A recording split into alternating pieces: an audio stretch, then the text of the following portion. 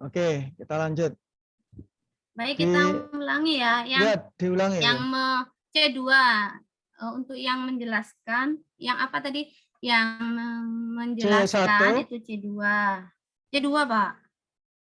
Bentar. Ini C2 mengurutkan C1 ya. Halo, Bu Devi, mengurutkan berapa tadi? C1 katanya tadi. Ini saya kok. Maaf, masih KPS di saya. Belum geser. Bentar.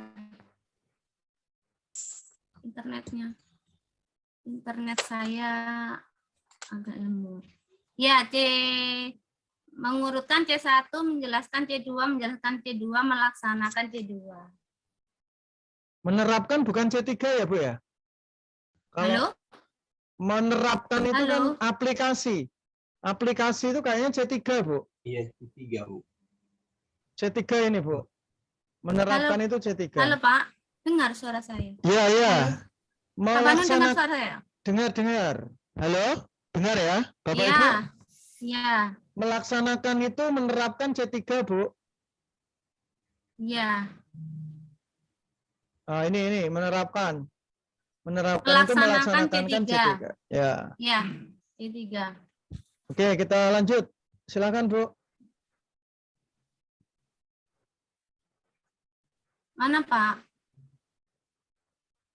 Baik. Nomor 9 disajikan rumusan indikator pencapaian kompetensi peserta dapat menentukan level proses kognitif yang sesuai. Seorang guru membuat indikator membuat torso kerangka manusia dari barang bekas. Rumusan indikator tersebut mencerminkan kemampuan berpikir tingkat apa, Bapak Ibu? Membuat. Mencipta, bukan? Mencipta, ya. Betul. Mencipta. Ya. Mencipta. Kalau memahami C berapa, Bapak Ibu? Memahami C2 ya? C2. Memahami C2. Kalau mengingat C1. C1. Ya, mengingat evaluasi C5. Mengaplikasikan B3. Mengaplikasikan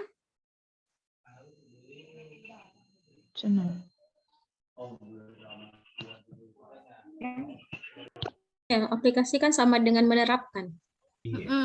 apa? C berapa? B3.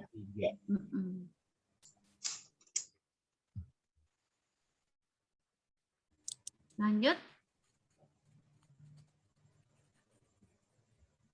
Jadi jawabannya adalah D. Iya, betul. Bapak Ibu sudah dipahami? Bisa ya? Iya, Pak. Sudah, Pak. Ini jawabannya D. Oke, kita lanjut ke soal nomor 10. Silakan Bu Devi. Nomor 10. Belum, Pak, belum geser di saya. Nah, ini disajikan beberapa indikator pencapaian kompetensi peserta dapat menentukan indikator-indikator yang mencerminkan proses berpikir C5. Tadi C5 apa, Bapak Ibu? Mengevaluasi. Atau menilai. Mengevaluasi. Jadi di sini mengevaluasi yang merupakan evaluasi, kira-kira jawabannya yang mana, Bapak Ibu? Yang A, Bu. Yang nomor 10 adalah yang A. Iya, betul. Kita bisa memberikan saran kan dari hasil evaluasi. Ya, betul. Memberikan saran perbaikan. Ya, sudah paham semua Pak Banun. Untuk sudah hot semuanya ini. Oke, alhamdulillah. Ya, kita lanjutkan. Nanti sampai 15 dulu diskusi, baru pretest yang kedua ya Bapak Ibu 10. Nanti 10 menit aja Bu Devi biar cepat ya. Ya. Oke, lanjut. Dilanjut ya Bapak Ibu, sudah paham ya ini ya? Iya, Sudah kayaknya sudah hot semua, Pak. Silakan Bu Devi nomor Baik, 61. disajikan KD 3 Biologi SMA, peserta dapat menentukan media pembelajaran yang sesuai dengan pembelajaran inquiry biologi. Nah, berarti di sini media yang cocok dengan pembelajaran inquiry. Penemuan. Pembelajaran menemukan sesuatu. Yang mana kira-kira yang Yang D, sesuai Ibu. dengan pembelajaran apa? Ini teorinya dulu, Bu. Dikasih teorinya dulu, Bu. Oh iya, baik. Nah, kadang kita bingung apa sih bedanya inquiry sama discovery, kadang gitu ya. Nah, Iya, apa bisa. sih bedanya? Nah, ini bedanya itu kalau kita menekankan pada prosesnya, itu berarti inquiry. Langkah-langkahnya itu inquiry.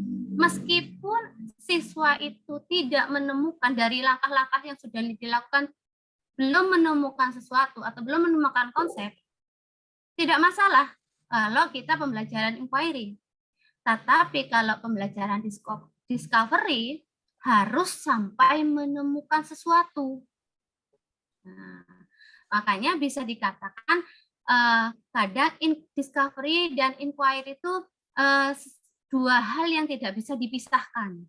Karena discovery tanpa inquiry tidak bisa discovery. Nah, jadi kalau menitik beratkan pada langkah-langkahnya, cara-caranya meneliti, meskipun tidak sampai menghasilkan konsep, itu inquiry. Tapi kalau discovery harus sampai menemukan sesuatu, harus mungkin konsep dan lain sebagainya. Itu bedanya discovery dan inquiry. Tuh. Jadi kira-kira untuk soal yang di atas yang sesuai dengan inquiry yang mana? Tuh, yang merupakan pembelajaran yang nanti bisa penelitian yang mana? Kalau saya D, Bu, spesimen jamur. Sama, Iya. Bu. Saya juga D, D. Bu. Iya, Saya juga Iya. D tadi. iya, Yang betul. D. Saya juga sepakat spesimen karena di sini ini itu biasanya adalah rangkaian kegiatan belajaran yang menekankan pada proses berpikir kritis melalui penelitian, melalui pengamatan. Pengamatan biasanya yang kita gunakan adalah pengamatan langsung. Karena apa? Jamur ini bukan sesuatu yang abstrak. Jadi medianya harus nyata karena bukan materi yang abstrak. Seperti itu. Jadi benar yang D jawabannya. Lanjut mungkin Pak Banu.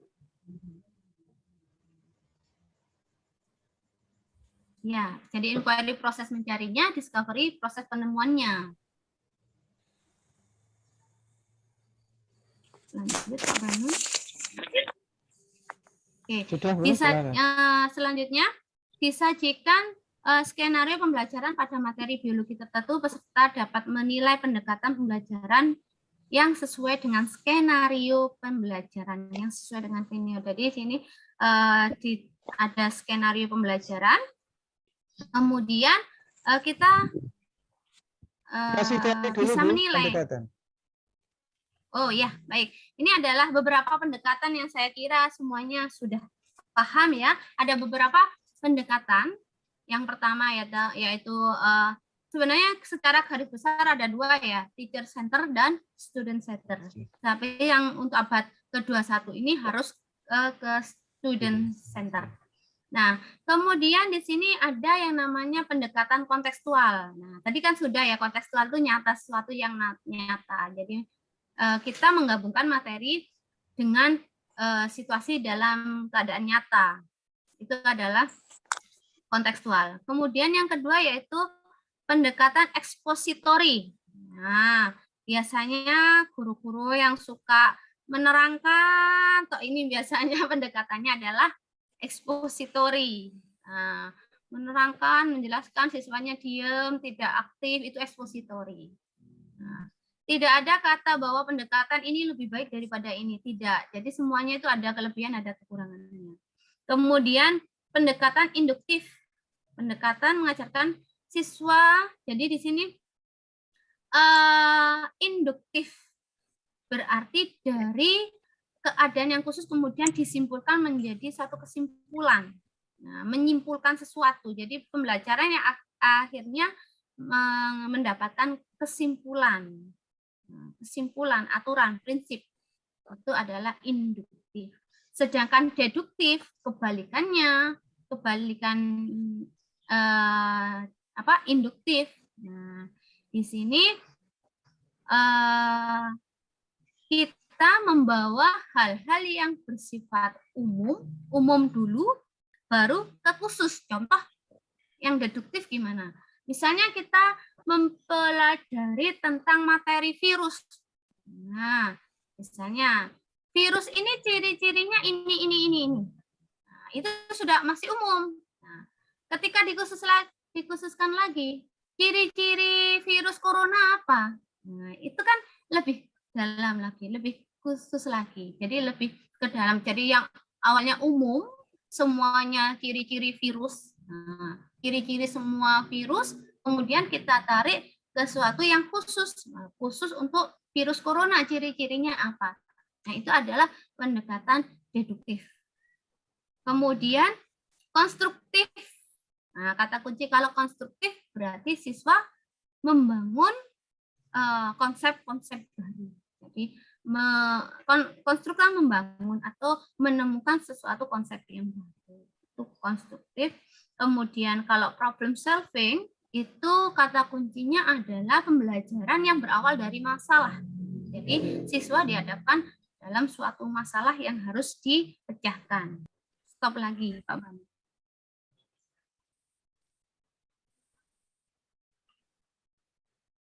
Pak Bandun mana?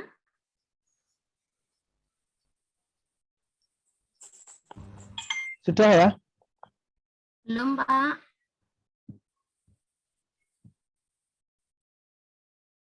Tes.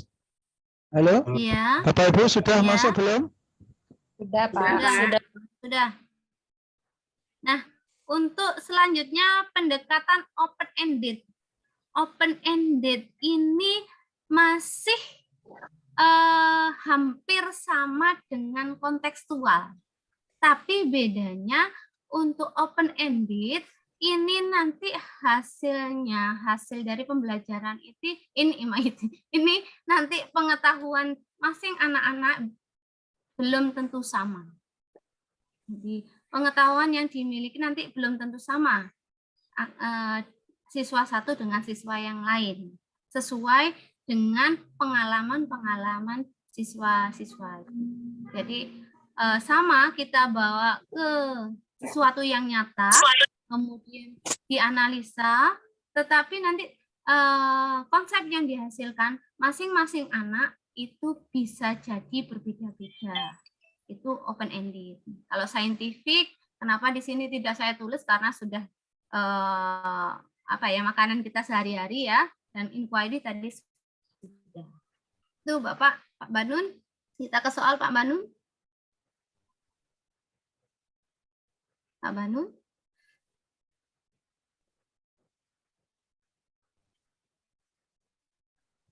Sudah ya Bu ya? Halo Pak. Sudah masuk belum?